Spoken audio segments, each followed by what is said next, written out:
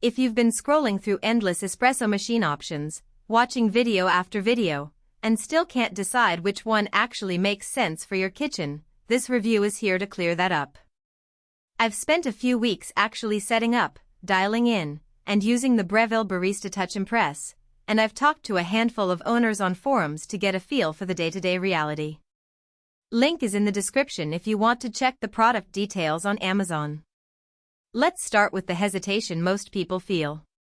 The espresso market is crowded with machines that promise cafe-quality drinks, but the gap between a shiny spec sheet and a reliable morning routine can be huge. You might worry about spending a lot of money only to end up with a machine that's temperamental, takes forever to heat up, or forces you to become a full-blown barista just to get a decent latte. On the other hand, you don't want to settle for a pod-type unit that limits flavor and leaves you with a plastic cup after every brew. The Barista Touch sits right in the middle of that spectrum, so the question is whether its guided approach actually solves those pain points. First off, the biggest practical strength is the touchscreen that walks you through every step. When you press espresso, the machine displays a visual of the grind size, DOS, and temp pressure you need for the beans you've selected. If you're a beginner, that real-time feedback feels like having a barista leaning over your shoulder, and it eliminates the guesswork that usually leads to weak shots or bitter over-extraction. The assisted tamping feature is a nice follow-up. A small motor gently nudges the tamper to the right pressure, so you don't have to develop a feel for it over months of trial and error. For someone who's been frustrated with inconsistent results, that guidance translates directly into more reliable espresso without spending hours tweaking. Speed is another area where the Barista Touch impresses.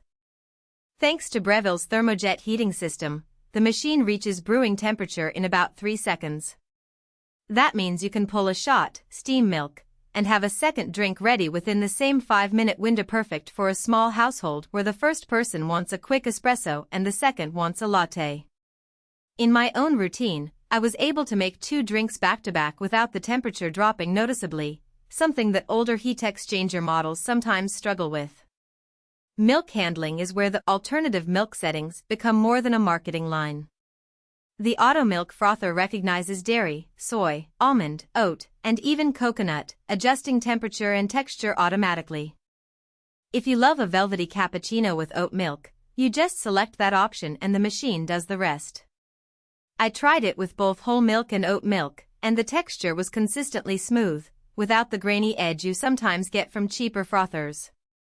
The ability to store multiple milk profiles means you can switch between a family member's favorite and a guest's preference without recalibrating each time. Now for the hidden trade-offs.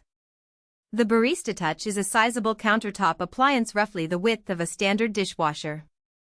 If you have a cramped kitchen, you'll need to clear a decent amount of space, and the water reservoir, while larger than many entry-level machines, still needs refilling at least every couple of days if you're making multiple drinks daily. The machine also leans on software. The touchscreen can occasionally lag when you're trying to switch from espresso to steam mode quickly.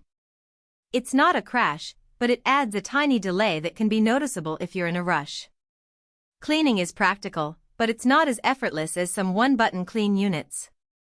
The drip tray and milk frothing wand need regular rinsing, and the brew group requires a weekly deep clean to prevent oil buildup from the beans. If you're the type who enjoys a hands-off experience after the first few weeks, you'll find the maintenance routine a bit more involved than a pod system. However, the upside is that the machine's self-cleaning cycle for the milk system does work reliably, and the brew group is designed to be removable without tools, which simplifies the deeper cleaning tasks. Who should buy this? If you're a coffee enthusiast who wants to experiment with grind size, bean origin, and milk texture, and you appreciate a learning curve that's guided rather than left to trial and error, the Barista Touch is a solid investment. It shines for households where multiple people drink espresso-based drinks, or for a small office where the speed and consistency matter. The 2 free bags of specialty coffee that come with registration are a nice perk for first-time owners, giving you a baseline to test the machine's capabilities. Who should skip it? If you only brew a shot once a week, or you prefer the convenience of capsules, the upfront cost and the ongoing cleaning may feel disproportionate. Likewise, Renters with limited countertop real estate or people who are very budget conscious might find better value in a manual lever machine or a smaller semi-automatic that doesn't rely on a touchscreen interface. The Barista Touch also assumes you'll be using fresh beans. If you're still